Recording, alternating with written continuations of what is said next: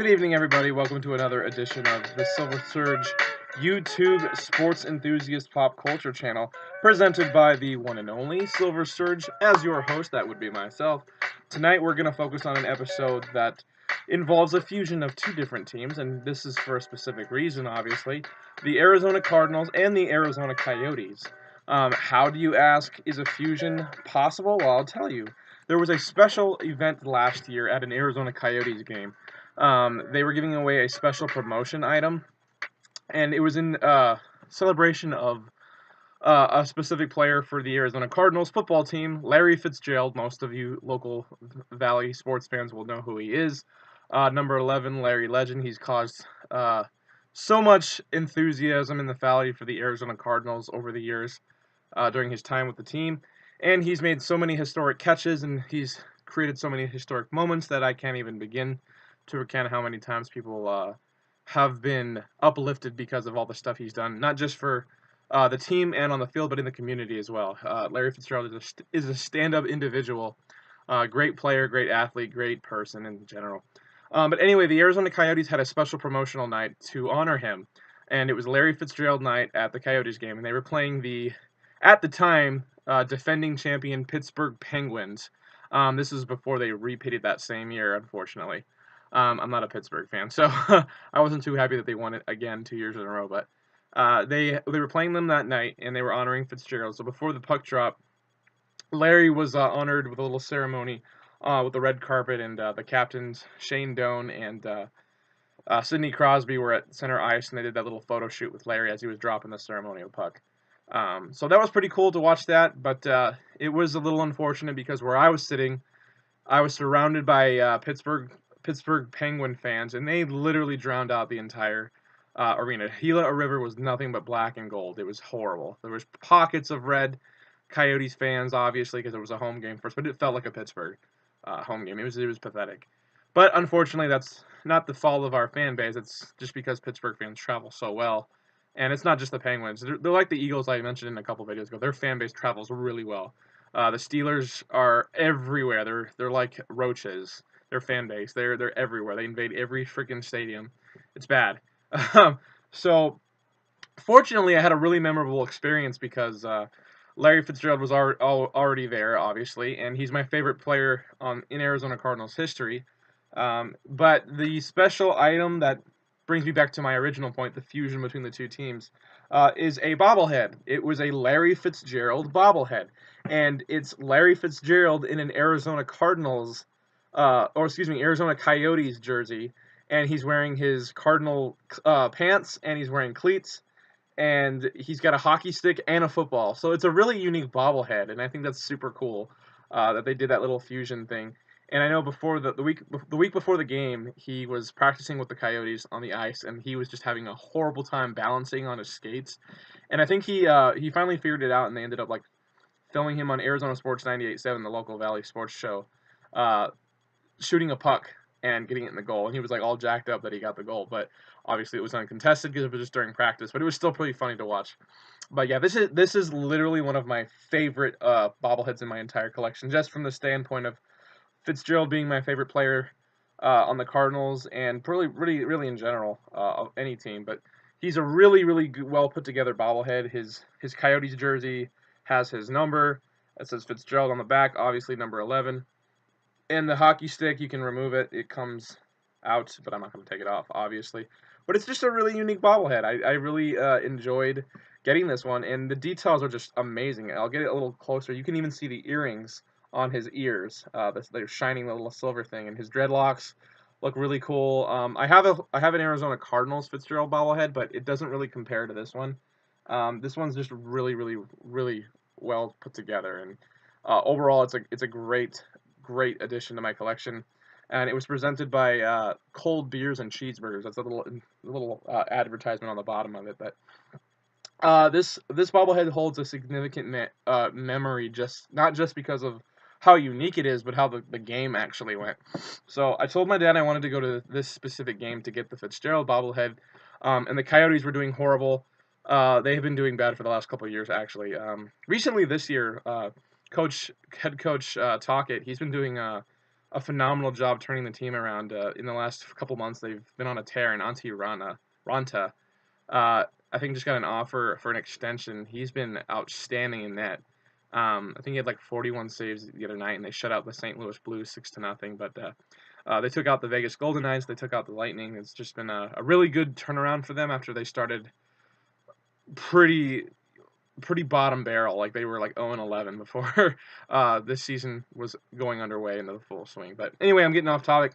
The Pittsburgh Penguins game was only chosen for me because I wanted the bobblehead, the item that was given away. I was fully expecting the Penguins to just clobber us and beat the crap out of us because obviously Pittsburgh is a team with a lot of pedigree of winning, and we're not. We've been to one Western Conference Finals, and we have one division championship. So the Coyotes aren't isn't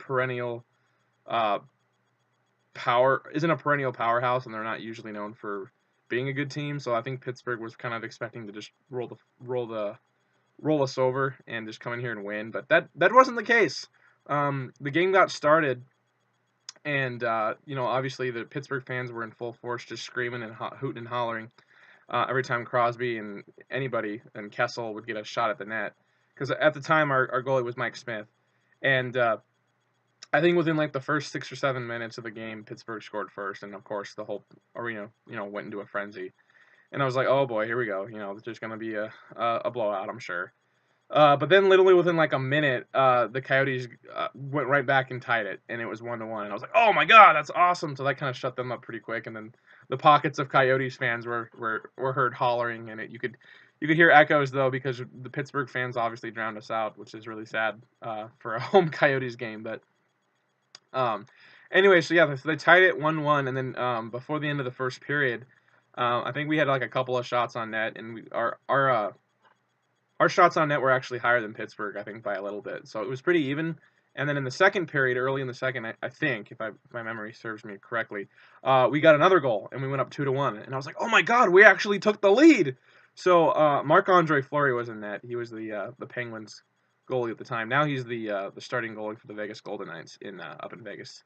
But he was their perennial power in net, and he has, I think, 3 or 4 rings with the Penguins, Stanley Cup champions.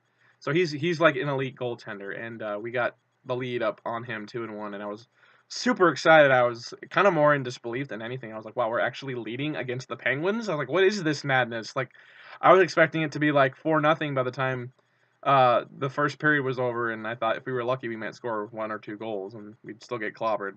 But we were winning, and I was a little optimistic, and I was like, what, is there a chance? Like, I was skeptical / optimistic. Like, I wanted to believe, but at the same time, I'm like, well, this can't possibly last. There's no way. But then it got really exciting because I think either at the end of the second or the start of the third, we scored a third goal, and we went up 3-1. And I was like, you've got to be freaking kidding me. We're up by 2 goals on the Penguins heading into the third. So I was just like, I was on like cloud 9. I was like, holy crap. I was the only one like getting up and screaming because all the Penguins fans were like, what is going on? Like, how are we losing to the Coyotes? They're like one of the worst teams in the entire league, and we're losing by 2 goals. Like, this is insane. I can't believe this. So I was just having all sorts of fun. I wasn't really talking smack to any Penguins fans. I was just having a ball. I was like, oh my god, this is incredible. I can't believe we're going to win this game. It's 3-1, and we're controlling the puck. We're pressuring. Pittsburgh can't do crap. It was just... I was dumbfounded. I was bewildered. I just couldn't believe the kind of offensive production the Coyotes were putting forth. They were playing really hard, and Crosby was just nowhere to be found. So he was having a bad night for sure, and that was fun to see because I hate him. I can't stand Crosby. I think he's arrogant, but he does have every right to be. He's like a 3-time champion, so I kind of get that, and he's really good. But anyway, that's besides the point. We were winning, and I was just totally shocked by that, but with like 5 minutes or so left in the third period, I was pretty confident we were going to win. And I went from like excitement to like cruise control, like, okay, I'm going to relax and we got this. And then I think with like 3 minutes left, the Penguins got one by Mike Smith because he was lazy. And he was trying to Pittsburgh had sent the puck down the ice, and I think they were too close for it to be an icing call. But Smith was just kind of playing with the puck, trying to toy with it a little bit, and then he was going to try to like pass it behind his own net to give it to either Connor Murphy or Donor. I don't remember who was near the area. But anyway, he like lost the puck. He was going behind with it, and he lost the puck. And freaking Phil Kessel comes over, and as anybody would do, he just had an open net, and the puck's right there, and he just kind of just tapped it in. And we're like, what the hell just happened? Like, are you serious, Smith? Like, because you were just farting around at your own net, you just gave up an easy goal, and it pissed me off so much. I was furious, and then Pittsburgh just came alive, and of course, and then they were, pressuring us, of course, and now all of a sudden we were on our heels, and it was really stressful, and I was like, oh my god, if we give this up, I cannot believe what's happening, and there was 15 seconds left in the game. It got to under a minute, and I was like, okay, we just have to hold on for this last minute, and we'll win the game 3-2. That's all we have to do. All we have to do. And I can't believe this video's at 10 minutes. I keep saying every video that I don't want to go this long, but I keep getting excited. I'm going to try my best in the next video to not have them go this long. But anyway, so, yeah, it's like tension was high. I was super stressed. 15 seconds left to go. Pittsburgh's pressuring us and trying to score. Of course, Phil Kessel shoots it. It bounced off Mike Smith's foot. He gets the rebound. He sneaks it past him and ties the game with 15 seconds left. And Pittsburgh fans lost their mind. And I was like, oh my god, typical Arizona sports luck. We were winning against a really good team, the defending champions. We had a 2-goal lead with 5 minutes to play, and we coughed up the lead. We're going to go to overtime, and we're going to probably lose. I was like, fragging figures. But anyway, we went to overtime, and I was really on nerves, and I was praying. I was like, please, please, somehow find a way, somehow. And I didn't even want to go to a shootout at this point, because I knew, I was like, if we go to shootout, we're probably going to lose. I just had a feeling. And within like the first 30 seconds of overtime, Pittsburgh scored and seemingly won the game, and Pittsburgh went ballistic, and I was like, oh my god. But then the referee came up, and they called no goal. They waved it off. I guess for some reason the net had come loose or something, and they had scored the goal after the net had come loose. So it was no goal. So I was like, oh, there's hope. So I got excited and a little more opportunistic, and I was like, okay, if they can just get something going here. And I think there was like a minute left in overtime, so it was going back and forth. And the Pittsburgh they had pressured really hard on one final shot, and Mike Smith saved it, and then off a ricochet, I will never forget. This was the most legendary moment I'll ever remember as a Coyotes fan, watching a game in person, that is.